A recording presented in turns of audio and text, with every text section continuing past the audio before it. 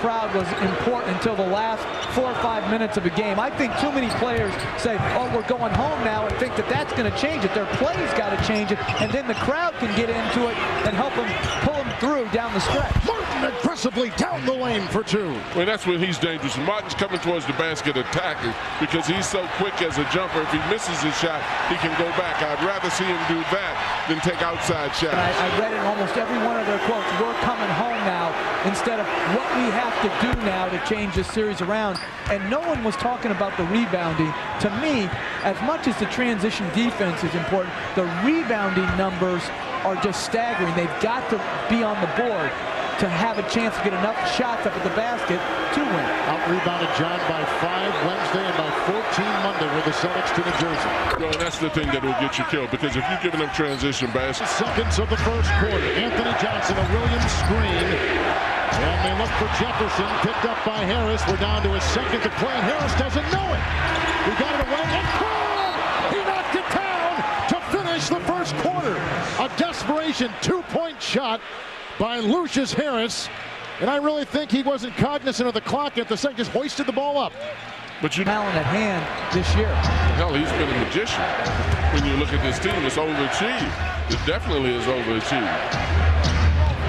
Williams a screen, Anthony Johnson a wide open Kenyon Martin, and Martin puts it in.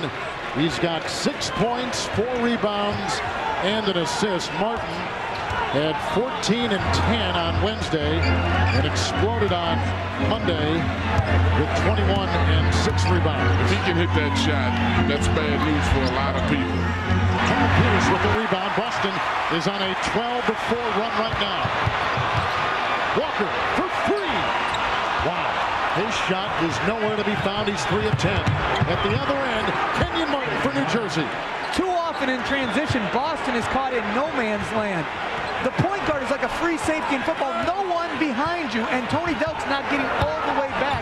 He's getting back to the three-point line. And here's another thing that's changed in the NBA in my estimation. It used to be when you struggled on offense, you made up for it on defense. Nowadays, players, if they struggle on offense, they also struggle on defense. Alley-oop kid looking for Martin, who on takeoff was held down, and it was aborted. And a Boston foul. It's on Pierce, and now Paul Pierce has 3 personal fouls for the Celtics. Well, that's good news for the Nets, but this is an example of what Coach was talking about, the free safety. The back man is not recognizing the immediate danger. The defender is afraid to go with it. Walker is at the line because Paul Pierce was just tagged with his 3rd personal foul. And now 6 of 14 free throw shooting for the Nets. A little bump right there, a little brush. Oh, boy. He took a little acting class somewhere. Must have. Martin with 8 points, 5 rebounds. And now he's got 9 points. That is a New Jersey high. We start the second half with Boston down and New Jersey with the ball. They've got Kidd, Kittles, Kenyon Martin, Collins, and Jefferson out there. And Kenyon Martin begins it just that way. He's got 11 points, which leads New Jersey in scoring. Yeah, the Celtics just they need something good to happen to them in bunches. Here's Paul Pierce, who has started 4 of 11. Tony Battie. That's something good for the Nets. Tony Battie taking shots out there. Kidd in mid-stride. Kenyon Martin slams it down. He's got 13. Well, that's not a good sign either, because you come down, you get an easy basket like that, then you have an opportunity to set up the pressure if you're the Nets. Now New Jersey has started this second half 3 of 3 from the field. It's a pretty play to watch, isn't it, when they go inside on a Kidd pass. Pierce from point-blank range can't get it. 3-on-3, Kidd to the trailing Martin, and once again, he slams it down. And now New Jersey trailing by 13 points. And New Jersey, Boston trailing by 13 points. New Jersey equals their biggest lead tonight. And New Jersey smells blood too right now. They want to try to close this thing out as much as they can, because they don't want to give the Celtics any more emotional inspiration like they did in the first half. And you'll watch the transition defense right here. The great push by, and there you see Walker's pointing at Kenyon Martin. He's got to run to him. I hate that in transition. You take mine, I'm not going to make the effort to run back. Everybody's got to have that commitment to run back. Kittle's going inside. He was met by Delk and Battie.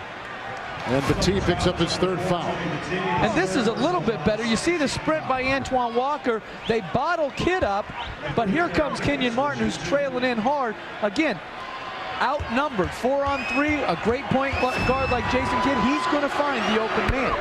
Well, the thing that the Celtics have constantly done is they emphasize getting back, but they're not recognizing where the immediate danger. You stop the ball, you fan out, you pick up people. In transition defense, you don't have the luxury of picking up the man you're assigned to. You have to pick up danger. New Jersey comes the other way, Jeff, shooting 54% from the field. And again, I think we're all analyzing it correctly that New Jersey's dominated the game and yet are only up 9 points. So all Boston needs is a good run, but it starts down here at this end, getting stops, and they're not doing it right now.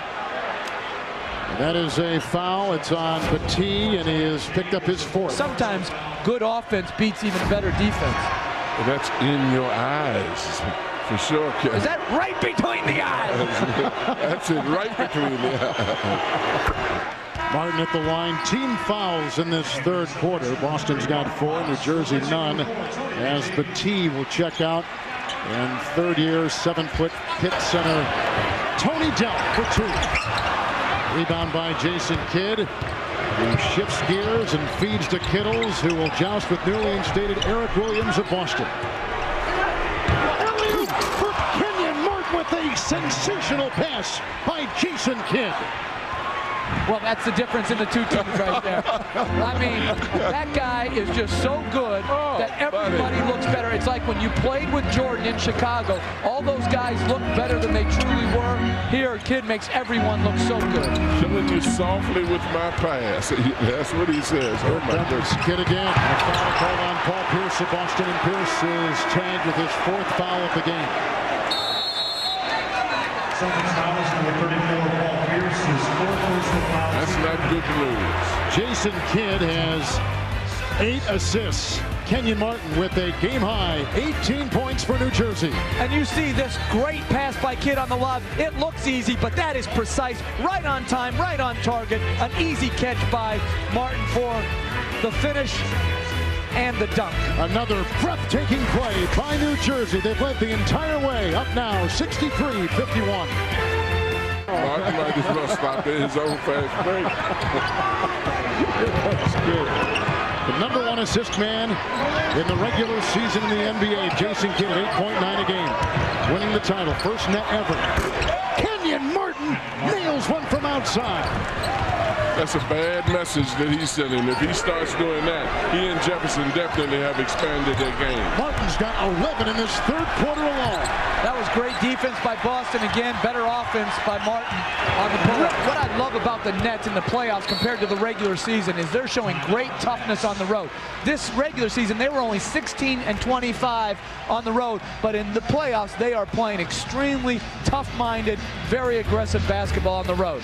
Kenyon Martin has been a one-man highlight show tonight, and this is just in this third quarter where he has put in 11 points, part of his 20 points tonight.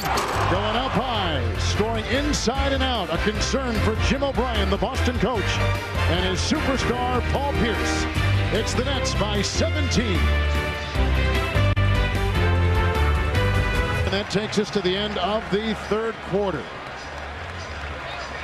The Boston Celtics already trail in this series 2-0.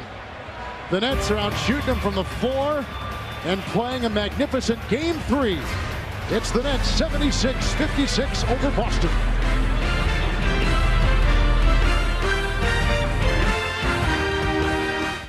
We're down by 20 as we go to the fourth quarter tonight. If lightning strikes a second time, I'll pay you, Coach. How much? And as much as we remember that game, the Nets also remember it. And that's one of the reasons why they're going to try to prevent that from happening. And they send Eric Williams inside, and he draws the foul. That's number 4 on him. Eric Williams picks up 4. There's not a single player in the game with 5. That brings you up to date on some foul problems. And here at the free throw line is Kenyon Martin. 30 to 8 from the free throw line in attempts. I mean, that's really something. And too many times I think teams look at the discrepancy of free throws as biased officiating. This has nothing to do with that. One team, New Jersey's taking the ball at the basket in transition and half court, and the other team is a spot-up jump shooting team. Both teams play to their talent level, but New Jersey's an attacking team. Divac has got to step up and become more of an offensive factor because they're going to need that post scoring. Nice rebound on the kid missed by Martin. New Jersey is shooting 51%, and Boston is shooting 34% from the field in the game. Kidd. Williams. And Lucius Harris. Shot clock is down to 6 for Kenyon Martin. He's had a very good night shooting the ball. He's got 22 points, 9 of 11 from the field.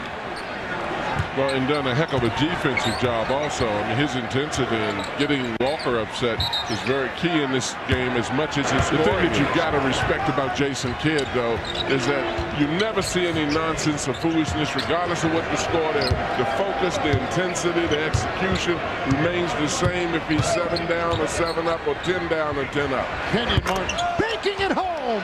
Martin may have just put the dagger in the Celtics with his 10 of 12 night from the floor.